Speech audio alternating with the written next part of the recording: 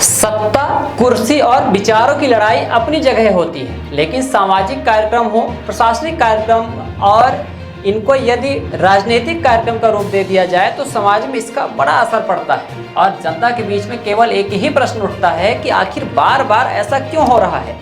दरअसल 2 दशक से ज़्यादा नगर निगम रीवा में भारतीय जनता पार्टी की सत्ता रही। पिछले नगर निगम के चुनाव में यह सत्ता कांग्रेस के हाथों में चली गई और नगर निगम के महापौर बने अजय मिश्रा बाबा, जो कि कांग्रेस पार्टी से आते हैं। जनता ने अजय मिश्रा बाबा को चुनकर नगर निगम का नेतृत्व करने का जनादेश दिया।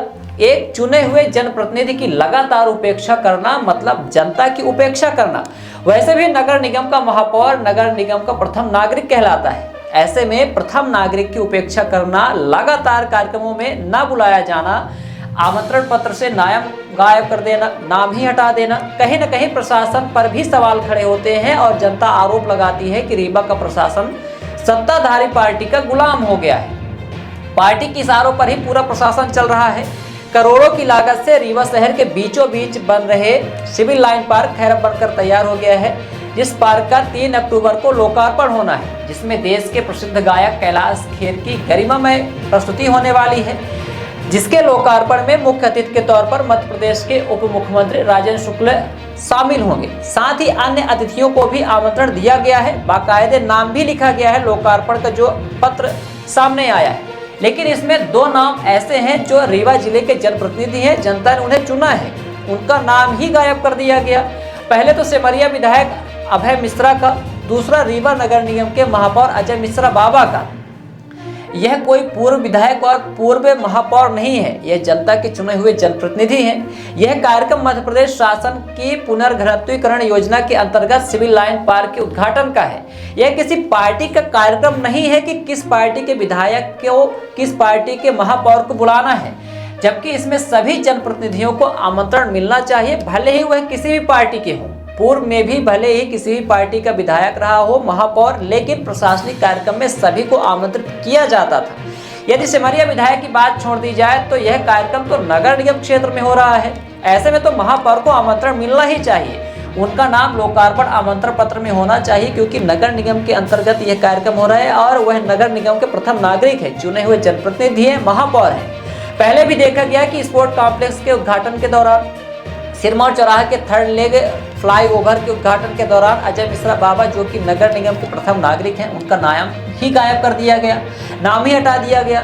ऐसे में ओछी राजनीति और प्रशासन का एक ही पार्टी का गुलाम होने का प्रश्न चिन्ह भी जनता लगाती है। आपको बता दें कि जब यह पार्क बनाया जा रहा था तब बरसों पुराने पेड़ों को काटकर, पर्यावरण को नुकसान पहुंचाकर, पर्यावरण की बड़ी बड़ी बातें करने वाले, बरसों पुराने ऑक्सीजन देने वाले पेड़ों को काटकर कनेर और गुड़हल का पौधा रोपण करके फोटो खिंचवा लेते हैं, जिसका विरोध पूर्व में भी सामाजिक कार्यकर्ता मीसाबंदी अजय खरे द्वारा किया गया था, लेकिन कोई सुनवाई नहीं हुई और यह पार्क बनकर तैयार हुआ, जिसमें बरसों पुराने जो कि फलदार और ऑक्सीजन देने वाले, जो कि इस पार्क की जगह बंगले थे, एक अपना इतिहास था। उस इतिहास को नष्ट करके, उन पेड़ों को नष्ट करके, सैकड़ों वृक्षों को काटकर पार्क विकसित किया गया।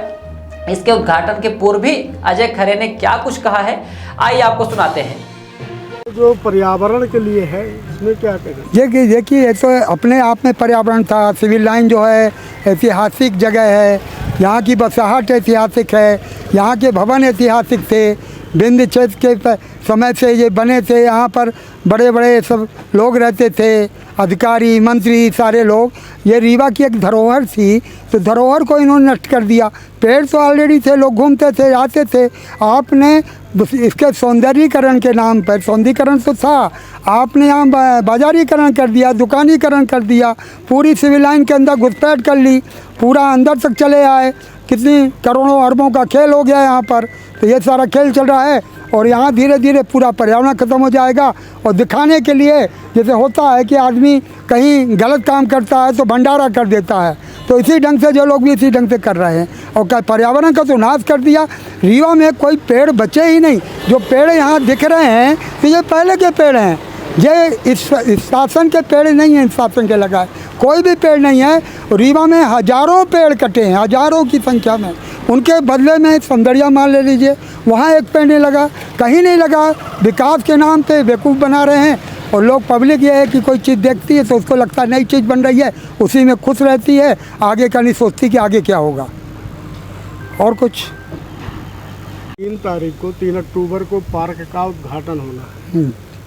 किसी कांग्रेसी नेता जैसे महापौर हैं या अभय मिश्रा विधायक हैं या और किसी कांग्रेसी पार्षद, किसी को आमंत्रण पत्र में भी नाम नहीं है, प्लस यहाँ भी नाम नहीं है। क्या करना चाहेंगे इस पर?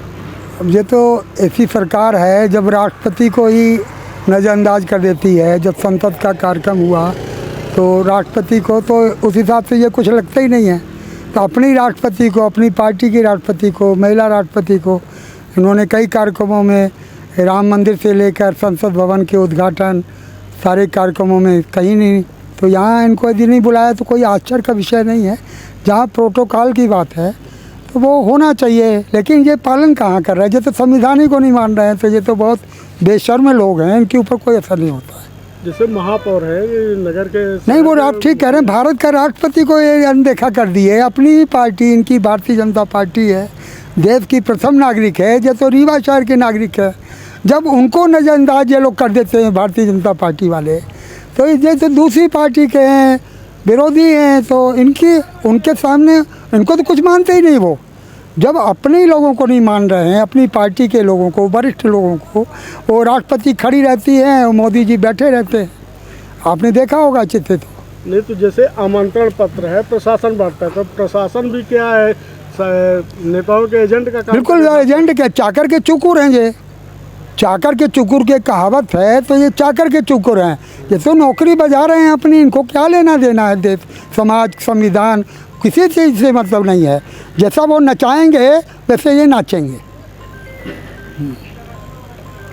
बिहान हॉस्पिटल एंड रिसर्च सेंटर आपके अच्छे स्वास्थ्य हेतु समर्पित सर्व सुविधा युक्त हॉस्पिटल। बिहान हॉस्पिटल में स्त्री रोग, कैंसर, मेडिसिन एवं कैंसर सर्जरी, यूरोलॉजी, न्यूरोलॉजी, हृदय रोग, ऑर्थोपेडिक, जनरल मेडिसिन, बाल चिकित्सा, जनरल एवं लेप्रोस्कोपी, प्लास्टिक सर्जरी संबंधित सभी बीमारियों के उपचार की सुविधा उपलब्ध है। बिहान हॉस्पिटल में emergency ambulance, pathology, pharmacy, dialysis, 2D echo, छाती की जांच, सोनोग्राफी, PFT फेफड़ों की जांच, फिजियोथेरेपी की सुविधा उपलब्ध है। विहान हॉस्पिटल में मेडिक्लेम इंश्योरेंस, कैशलेस सुविधा, आयुष्मान भारत कार्ड धारी को सुविधा उपलब्ध है। विहान हॉस्पिटल में 24 घंटे एम्बुलेंस की सेवा उपलब्ध है। हमारा पता है NH7 होटल लैंडमार्क के पहले रतहरा, रीवा। अधिक जानकारी के लिए संपर्क करें। Helpline number 9074 5146 14।